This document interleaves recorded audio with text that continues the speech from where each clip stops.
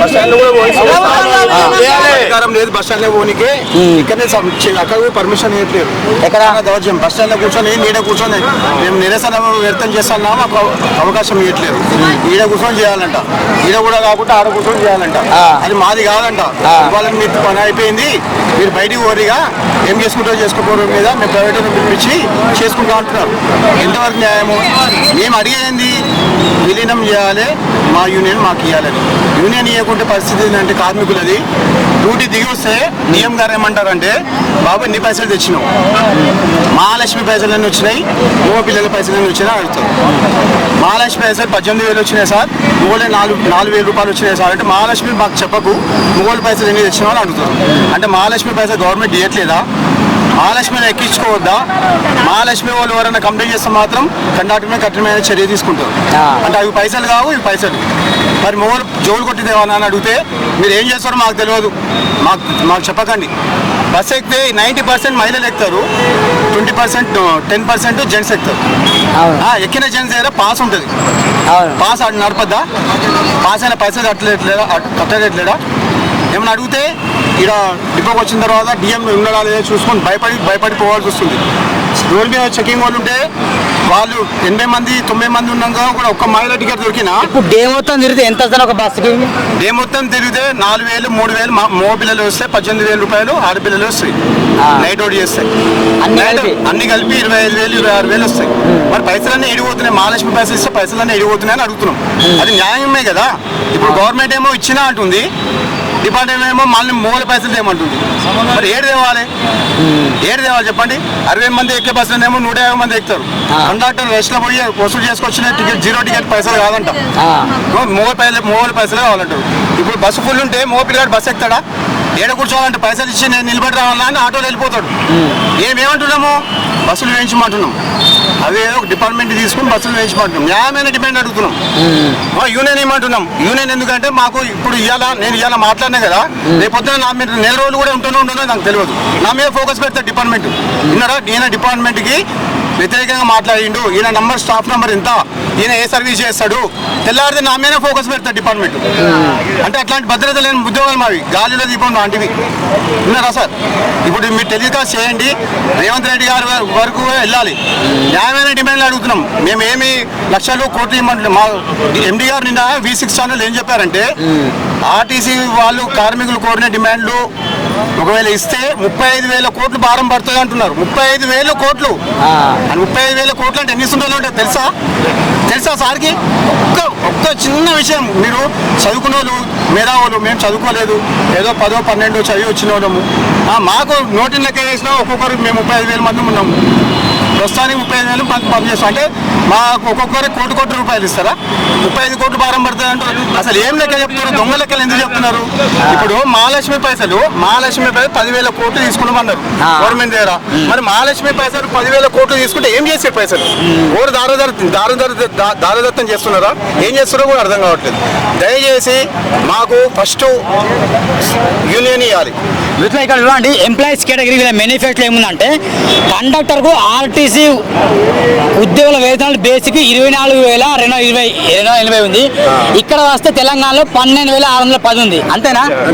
ఇక డ్రైవర్ ఏమో 28,6,300 ఉంది. ఇక్కడేమో 13,780 ఉంది తెలంగాణలో. మెకానిక్ ఏమో 24,280 ఉంటే ఇక్కడ 13,070 రూపాయలు ఉంది. ఇక్కడ జూనియర్ అసిస్టెంట్ ఏమో ఆంధ్రప్రదేశ్లో 24,220 ఉంటే ఇక్కడేమో 13,950 ఉంది. ఇక్కడ సీనియర్ అసిస్టెంట్ ఏమో 35,720 ఉంటే ఆంధ్రప్రదేశ్లో, తెలంగాణలో 15,580 ఉంది. వాస్తవానికి తెలంగాణ రాష్ట్రం ఏపీ నుండి విడిపోయిన తర్వాత అప్పుల్లో లేకుండే, ప్లస్లో ఉండే. ఆంధ్రప్రదేశ్ అప్పుల్లో ఉండే, అదేమో ప్లస్ అవుతుంది, ఇదేమో మైనస్ అవుతుంది. మరి వీళ్ళకి చూడండి ఎంత 15,000 అంటే ఏంటి? 15,000, 13,000, 12,000, 10,000 అంటే ఇది ఏం లెక్కలు ఇవి చెప్పండి? వీళ్ళకి ఇంత హీనమా? ఇప్పుడు ఇక్కడ ఫోటోలు ఉన్నాయి, కలర్ ఫోటోలు ఉన్నాయి. ఎవరు ఎవరి ఫోటో ఉంది? రాహుల్ గాంధీ ఫోటో, రేవంత్ రెడ్డి ఫోటో, దుద్దిల శ్రీధరబాబు గారి ఫోటో, బట్టి విక్రమార్క ఎమ్మెల్యే గారి ఫోటో, మల్లికార్జున ఖర్గే గారి ఫోటో ఉంది, మధుయాసి గౌడ్ ప్రచార కమిటీ చైర్మన్ అట, ఈడిఏ శంకరయ్య ఫోటో ఉంది, వెంకట గౌడ్ అట, యాదయ్య అట, కాసీం అట, ఇక రాజిరెడ్డి ఓయు, వీళ్ళందరి ఫోటోలు పెట్టేసి వీళ్ళు ఏం చెప్పిందంటే ఆర్టీసీ కార్మికులు ప్రభుత్వంలో వీళ్ళ ప్రక్రియ పూర్తి చేసి 2 PRCలు బకాయిలు చెల్లిస్తాం. PRC చెల్లించిలా? మరి ఇది ఫేక్ అమౌంట్ కదా. నేను నిన్నటి రోజున వీడియో చేసిన ఫేక్ చీఫ్ మినిస్టర్స్, ఫేక్ పరిపాలన, ప్రజాపాలన కాదు, ఫేక్ చీఫ్ మినిస్టర్స్, ఫేక్ పరిపాలన. ఏం ప్రజాపాలన ఇట్లా ఉంటుందా? వచ్చే PRC పద్ధతులకు TSRTC కార్మికులను చేరుస్తామాట, చేర్చలే, ఇది ఫేక్. రాష్ట్ర ప్రభుత్వ ఉద్యోగులతో సమానంగా అన్ని వసతులు, సరిగా బాత్రూమ్లే ఉండవు వీళ్ళకు, సరిగా బాత్రూమ్లో ఆర్టీసీ బస్సు బాత్రూమ్లో సరిగా ఉండవు. ఇంకా వీళ్ళ జీవితాన్ని మారుస్తారా? ఆర్టీసీ బస్సులను ఆధునీకరణ చేస్తామట, ఆధునికత సౌకర్యం, కొత్త సర్వీసులు అట, ఉన్న పాత చదివితే కూడా వీక్తాళ్ళు కొత్త సర్వీసులు ఇస్తారా? తెలంగాణ రాష్ట్రం వచ్చిన తర్వాత 10,000 మంది కార్మికులు రిటైర్మెంట్ అయిపోయారు, ఒక రిక్రూట్మెంట్ లేదు, కాంట్రాక్ట్ బేసిక్. ఇప్పుడు వచ్చిన కండక్టర్ టికెట్ లేదు, వేసుకోండి లోపల పైసలు వేసుకోండి. 10 సంవత్సరాల్లో TRS BRS పార్టీ నమ్మించి నట్టేసి ముంచేసిన ఆర్టీసీ కార్మికుల సమస్యలు గెలిచిన వెంటనే పరిష్కరిస్తామని చెప్పి ఎన్నికల మేనిఫెస్టో కాంగ్రెస్ పార్టీ హస్తం గుర్తుగా ఓడి పార్టీని గెలిపిద్దామని చెప్తాను.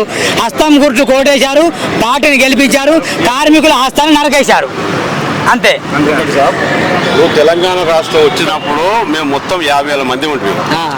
ఇప్పుడు దగ్గర 30-35,000 మంది ఉన్నాం. అంటే దగ్గర 10-20,000 మంది రిటైర్మెంట్ అయ్యారు, 15,000 రిటైర్మెంట్ అయ్యారు. ఆ 15,000 మంది పనిభారాన్ని ఇప్పుడు మా మీద మోపుతారు. ఎట్లా అంటే మా డ్యూటీ అవర్స్ సిటీలో అయితే 6 గంటలన్నర, డిస్టిక్లో అయితే 7 గంటల 20 నిమిషాలు. ఇప్పుడు ఇక్కడెక్కడ పెడుతున్నారంటే మాకు డ్యూటీ అవర్స్ వచ్చేసి 10 గంటలు 12 గంటలు, తర్వాత డిస్టిక్ అయితే 16 గంటలు 17 గంటలు. ఇక అంటే అప్పుడు ఆ 50,000 మంది ఎన్ని కిలోమీటర్లు తిప్పిర్రో ఇప్పుడు మా 35,000 మంది కూడా అన్ని కిలోమీటర్లు తెప్పిస్తారు. అంటే పని భారం బాగా ఎక్కువ చేశారు. మేము అడిగితే ఏంది ఇక టార్గెట్ చేసి మమ్మల్ని ఇబ్బంది పెట్టడం. మొత్తం ఎన్ని ఉద్యోగాలు ఉంటాయి? మొత్తం తెలంగాణ రాష్ట్ర వ్యాప్తంగా TGSRTC ఎన్ని ఉద్యోగాలు ఉంటాయి? 7 మొత్తం బస్సు కండక్టర్లు మొత్తం కలిపి మొత్తం సూపర్వైజర్లు వస్తారు, DMలు వస్తారు, RMలు వస్తారు, EDలు వస్తారు, అందరూ కలిసి 35,000 మంది సభ్యులం. తెలంగాణ వచ్చినప్పుడే 50,000 మంది ఉండేవి, ఇప్పుడు 35,000 మంది అయినాం. అంటే 15,000 మంది, సుమారు 20,000 మంది రిటైర్మెంట్ అయ్యారు. మిత్రులారా, ఒక విషయం గమనించండి. తెలంగాణ రాష్ట్రంలో TSRTCలో ఉద్యోగాలు ఇవ్వాలంటే నేను చెప్తున్నాను, నా దగ్గర లెక్క మొత్తం డాటా మొత్తం ఉంది. దాదాపు 3 లక్షల ఉద్యోగాలు భర్తీ చేయొచ్చు. 3 లక్షల ఉద్యోగాలు ఇవ్వచ్చు. ఎట్లా నేను చెప్తా. ఎగ్జాంపుల్, ఒక జెన్ప్యాక్ట్ మనం మైండ్ స్పేస్లో వెళ్తే కంపెనీలు ఉంటాయి, అలా షిఫ్ట్లు అయితే ఉంటాయి కదా.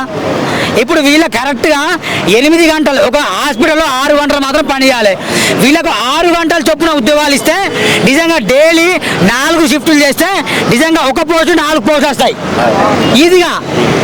అంటే 6 గంటలు 6 × 4 24. అంటే 30,000 ఉద్యోగాలు కాస్త 4 స్థానాల్లో వెళ్తే 2 లక్షల 3 లక్షల ఉద్యోగాలు అవుతాయి. అట్లా ఇవ్వాలి కదా. కేవలం 6 గంటలు మాత్రం పని చేయాలి. షిఫ్ట్లు వైజ్గా వీళ్ళకి ఉద్యోగాలు ఇస్తే వీళ్ళ కుటుంబాలు బాగులు పడతాయి, ప్రభుత్వంలో విలీనం అవుతాయి, వీళ్ళకి ఇల్లులు వస్తాయి, వీళ్ళకి పెన్షన్లు వస్తాయి, వీళ్ళ పిల్లలు బాగా చదువుకుంటారు.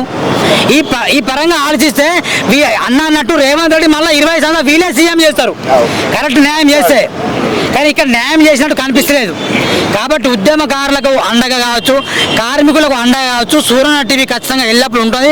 ఖచ్చితంగా ఈ వీడియో ఇతరులకు షేర్ చేయండి, ప్రభుత్వం దృష్టికి తీసుకెళ్ళండి, న్యాయం చేయండి. 2 లక్షలు ఇప్పుడు ఏటా 2 లక్షల ఉద్యోగాలు అని చెప్పిండ్రు, అది అమలు చేసిలా. 10 లక్షలు ఇప్పటికీ 2 సంవత్సరాలు అయిపోయింది. 2 అంటే 5 లక్షల 4,48,000 ఉద్యోగాలు ఇవ్వాలి. ప్రభుత్వం ఇచ్చిందా? ఇవ్వలేదు. కొన్ని కార్మికులకు న్యాయం చేసిందా? చేయలేదు.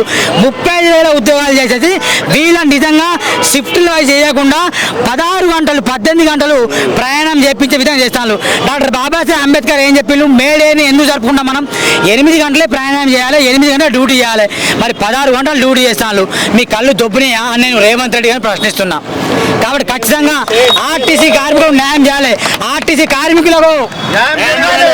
కార్మికులకు మరి ముఖ్యంగా పేపర్లు చదువుతున్నాం మనం. ఈనాడు పేపర్, ఆంధ్రజ్యోతి, V6 వెలుగు కావచ్చు, ఈ పేపర్లను నిజంగా భజన చేస్తానని అనిపిస్తుంది నాకు.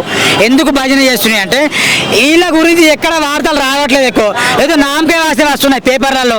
మరి ఈ పేపర్లను నేను ఏమంటున్నా, ఈ పేపర్లు రాజకీయ పార్టీలకు విషపుత్రికలు అంటున్నాను నేను. రాజకీయ పార్టీలకు ఈ పేపర్లన్నీ ప్రధాన దినపత్రికలు విషపుత్రికలే. ఈనాడు పేపర్ అయినా లేక V6 వెలుగు అయినా ఆంధ్రజ్యోతి అయినా మరి కార్మికుల సమస్యలు కనిపించట్లేదా? మరి కనిపిస్తలే. మరి హెడ్లైన్స్ లో మీరు ఏం రాస్తానండి? మీరు హెడ్లైన్స్ లలో ఏం రాస్తాను? ఈ పేపర్లలో హెడ్లైన్స్ లో ABN కావచ్చు, ఈనాడు కావచ్చు, సాక్షి కావచ్చు, ఏమొస్తుంది? వీళ్ళ సమస్యలు, వీళ్ళ గోడు, వీళ్ళ బాధలు, వీళ్ళ నష్టాలు, వీళ్ళ కష్టాలు ఏం రావట్లేదు. రేవంత్ రెడ్డి ఏం మాట్లాడాడు, పొన్నం ప్రభాకర్ ఏం మాట్లాడాడు? వీళ్ళ కష్టాలు నిజంగా చేయాలంటే 35,000 కోట్లు రాస్తాను తప్ప మరి వీళ్ళ బాధల్ని హెడ్లైన్స్ గా ఎందుకు రావట్లేదు పేపర్లు?